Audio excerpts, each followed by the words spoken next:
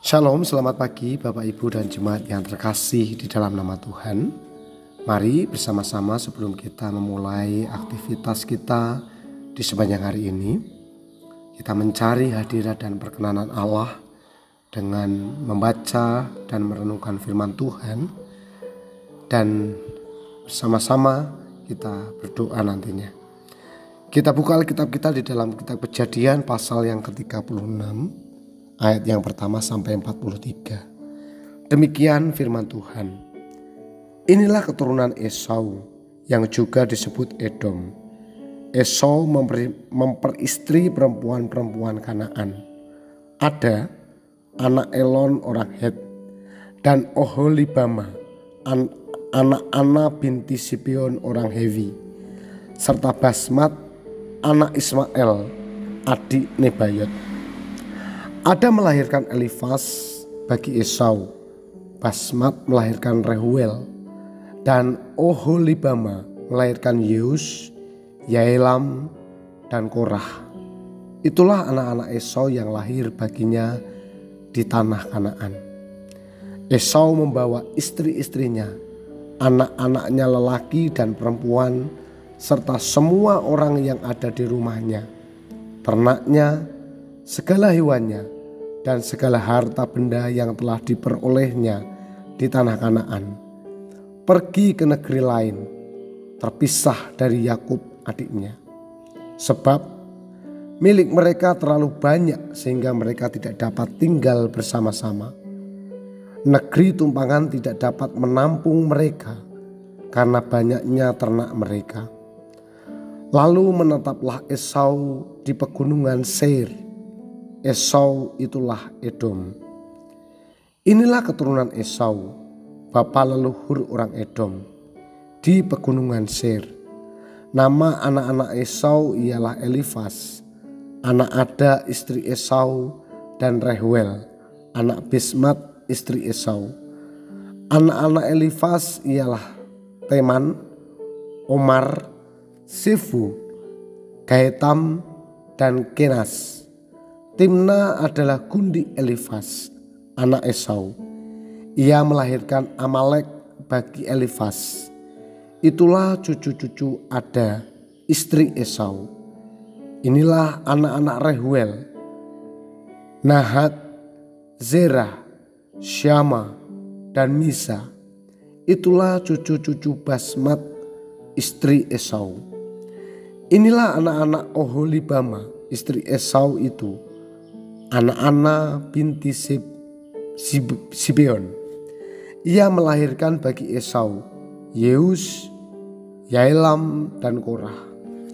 Berikut ini kepala-kepala kaum dari Bani Esau, keturunan Elifas.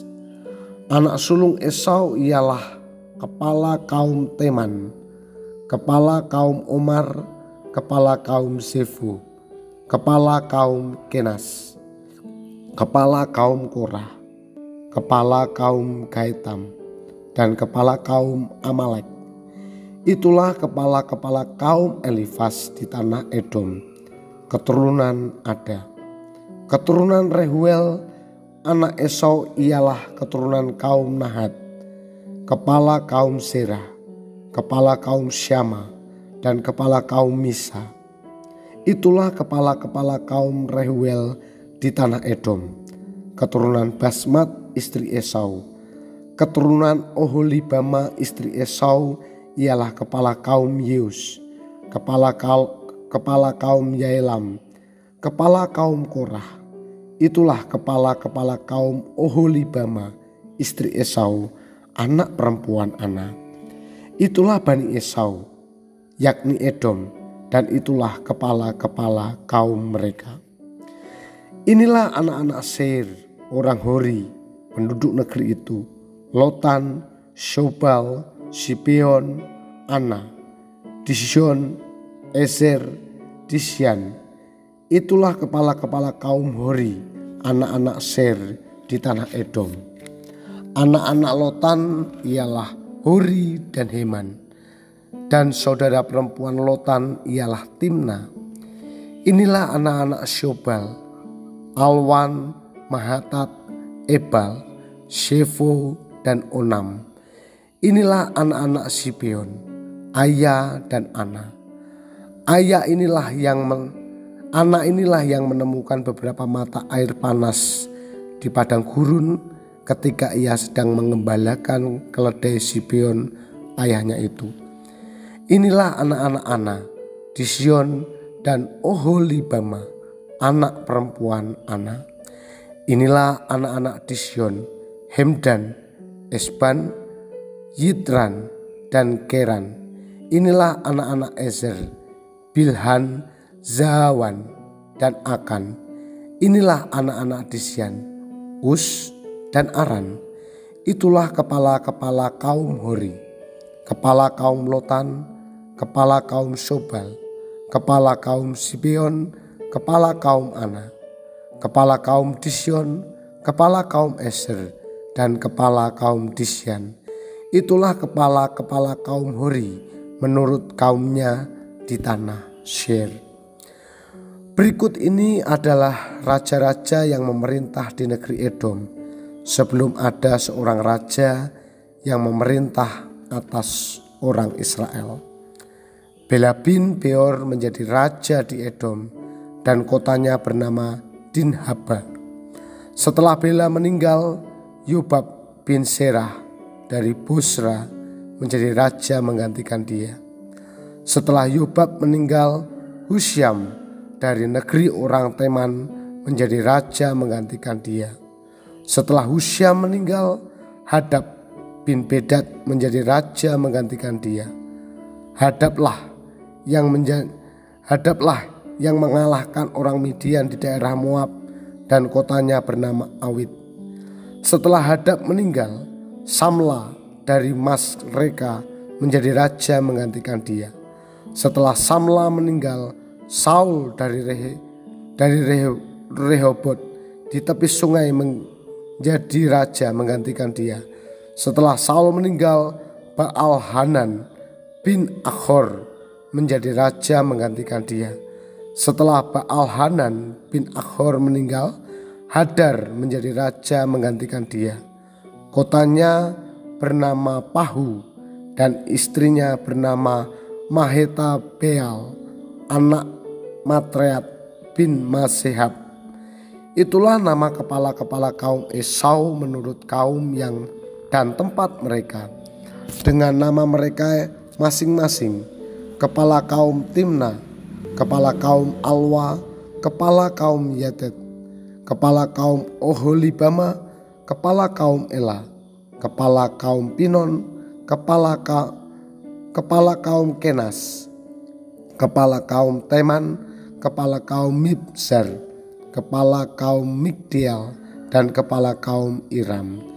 Itulah kepala-kepala kaum Edom menurut tempat kediaman mereka di tanah milik mereka. Esau itu bapa leluhur orang Edom. Saudara yang terkasih di dalam nama Tuhan, bagian firman Tuhan hari ini membahas tentang Esau dan keturunannya. Esau adalah kakak Yakub, anak Ishak, cucu Abraham. Sekalipun Esau bukanlah orang yang dipilih Tuhan untuk mewarisi janjinya kepada Abraham, itu bukan berarti Tuhan membuang Esau. Tuhan tetap menyatakan pemeliharaan dan kemurahannya kepada Esau dan keturunannya. Berkat Tuhan terlihat nyata ketika Alkitab menjelaskan bahwa Esau memiliki banyak keturunan, sehingga keluarganya berkembang menjadi bangsa besar yang bernama Edom. Esau dan keturunannya juga terpelihara dengan sangat baik, sehingga mereka memiliki banyak harta. Jika kita membandingkan bagian ini dengan Ulangan 2 ayat 4-5, kita melihat dari segi keamanan. Tuhan juga tetap memelihara mereka. Ketika Israel hendak merebut Kanaan, Tuhan berpesan agar mereka tidak menyerang bangsa Edom karena mereka adalah saudara. Berkat Tuhan dinyatakan kepada Esau dan keturunannya bukan karena Edom adalah bangsa yang baik, melainkan semata-mata karena kemurahan dan kebaikan Tuhan. Hari ini kita tinggal dalam masyarakat yang majemuk. Artinya ada begitu banyak perbedaan di tengah relasi kita. Seringkali perbedaan juga tak terhindarkan di tengah keluarga. Barangkali orang tua kita memegang keyakinan berbeda, atau banyak anggota keluarga besar kita yang belum percaya kepada Kristus. Namun, hal ini bukan berarti kita tidak perlu peduli dan mengasihi mereka. Sebaliknya, sebagai anak-anak Kristus, sebagai anak-anak Allah, kita diminta menyatakan kasih Kristus kepada mereka. Perbedaan yang sejatinya selalu ada jangan sampai membuat kita abai atau bahkan antipati terhadap mereka. Justru di tengah perbedaan itulah Tuhan mau kita menjadi pembawa damai dan terang yang menuntun mereka kepada kebenaran, yaitu Yesus Kristus.